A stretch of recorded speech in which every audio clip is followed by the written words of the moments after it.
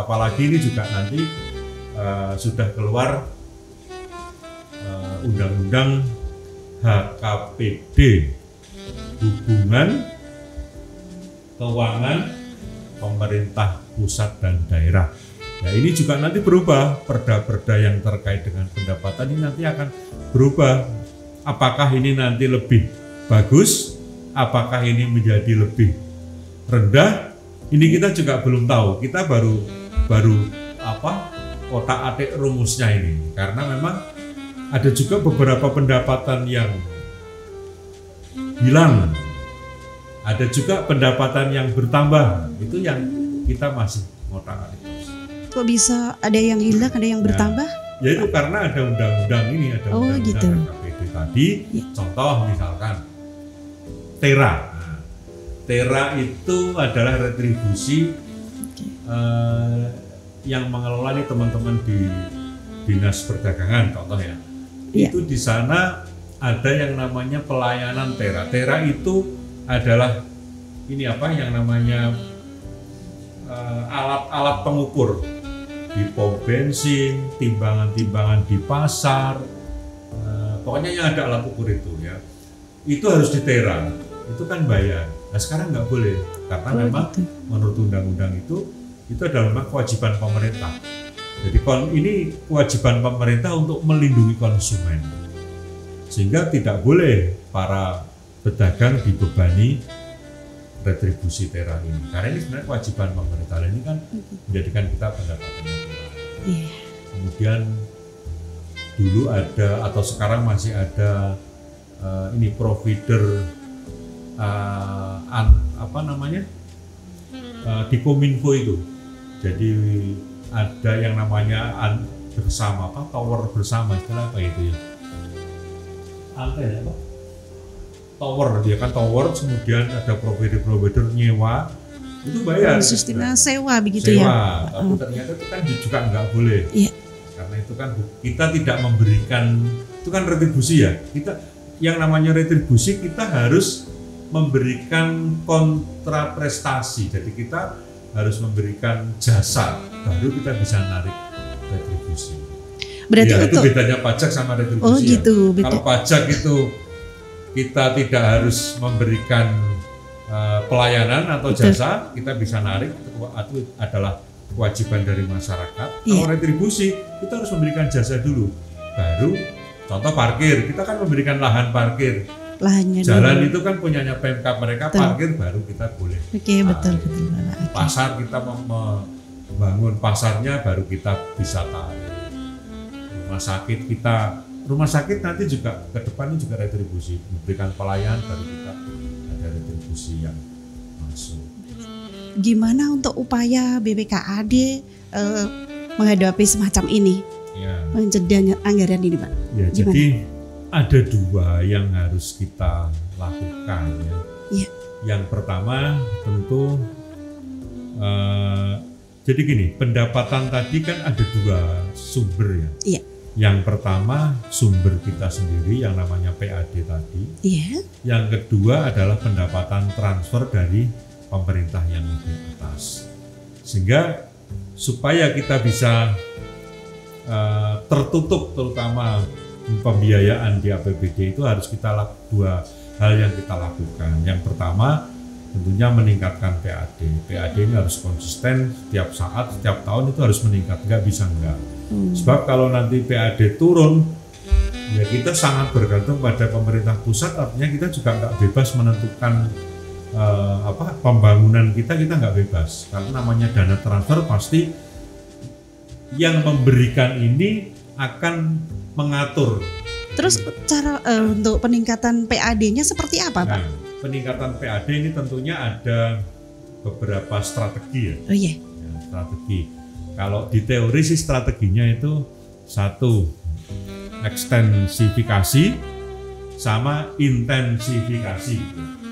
Kalau ekstensifikasi itu kita mencari baru jenis pendapatan baru ya kita kembangkan. Contohnya, Bapak? Contohnya misalkan kita ada di pasar misalkan ya, misalnya pasar. Ya, untuk ekstensifikasi, Ya. ya kita harus bangun pasar baru. Ya, Seperti itu. Misalkan seperti itu. Demikian juga jenisnya juga bisa kita kembangkan. Jenis apa? Jenis pendapatannya. Ya.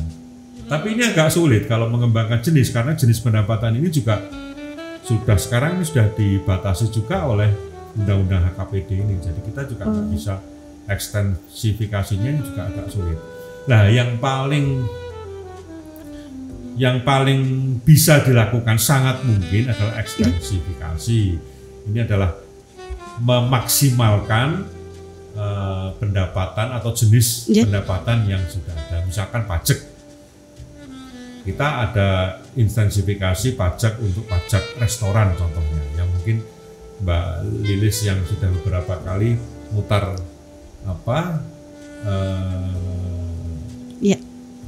iklan atau iklan layanan masyarakat kami ya. Kita masalah pajak restoran. Pajak restoran ini di Blora sendiri ini juga jadi persoalan tersendiri. Karena apa? Sebenarnya pajak restoran ini yang dikenakan pajak ini adalah konsumen. Namun dalam prakteknya ini kan yang bayar pajak pengusaha warung atau pengusaha restoran. Nah, ini yang menjadi seolah-olah pajak restoran ini menjadi berat bagi para pengusaha restoran, pengusaha warung. Padahal kalau penerapannya itu sesuai dengan aturan, sesuai dengan regulasi, mestinya ini pajak ini dibayar oleh konsumen.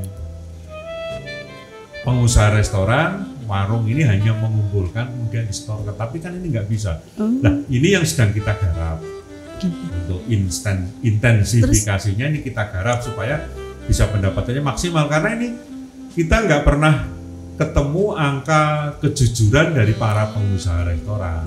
Berarti sampai saat ini yang masuk untuk pajak restoran itu berapa, Pak? Pajak restoran jadi rata-rata ini kita masih 3,8 miliar. Ini kan masih jauh. Padahal kalau di kota-kota besar, di beberapa, bukan kota besar ya, mungkin beberapa daerah sudah berani.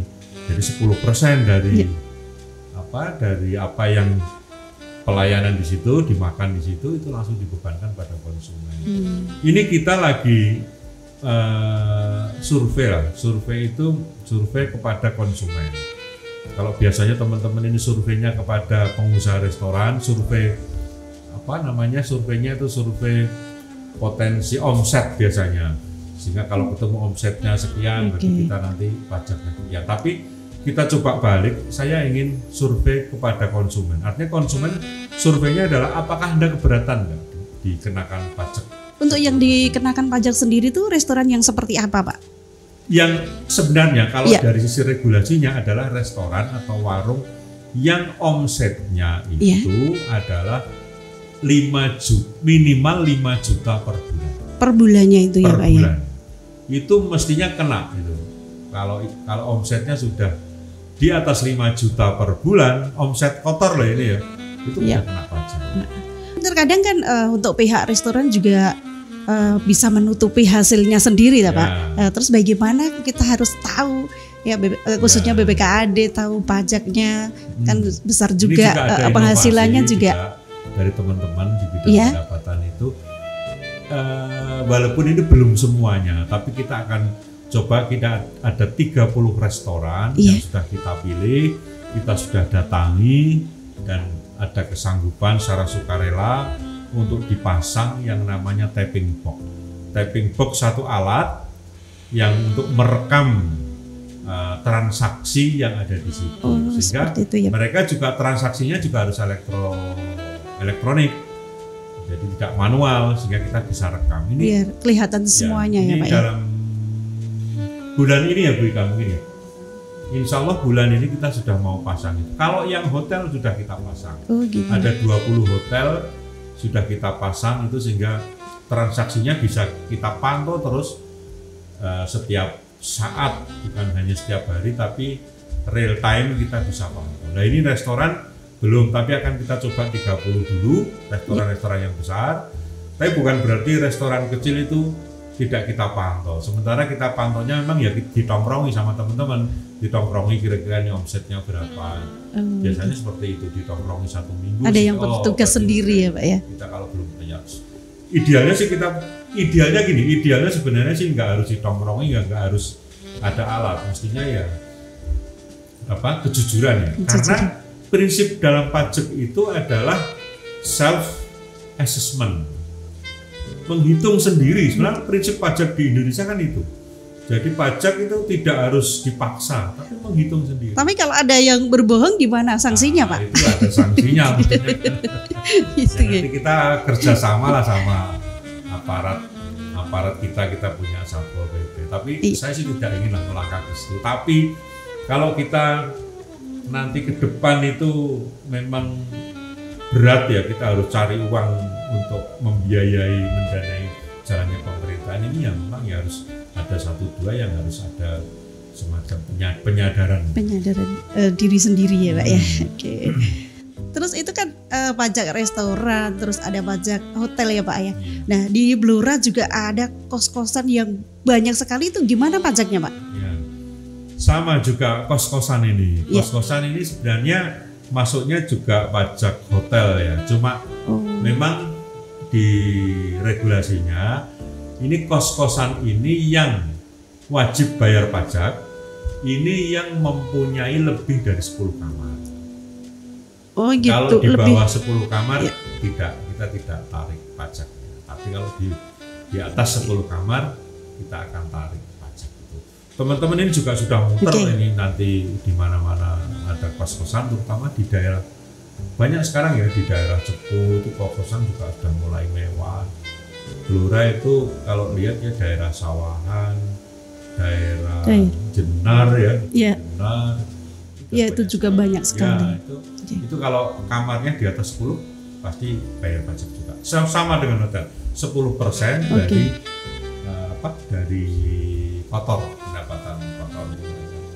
Berarti kalau tidak punya 10 kamar itu nggak ada pajaknya ya Pak ya? Oh gitu. Terus untuk penggunaannya seperti apa ini Pak? Karena ini dana juga cukup besar sekali Pak. Saya nggak bisa mengatakan DAU digunakan untuk apa, DBH untuk apa. Tapi DBH bisa jadi digunakan untuk bangun jalan, bisa jadi digunakan untuk bangun sekolahan, bisa dipakai mungkin beli kendaraan, bangun kantor, karena itu dana itu ngumpul. Artinya kita punya duit ya bebas saja mau digunakan.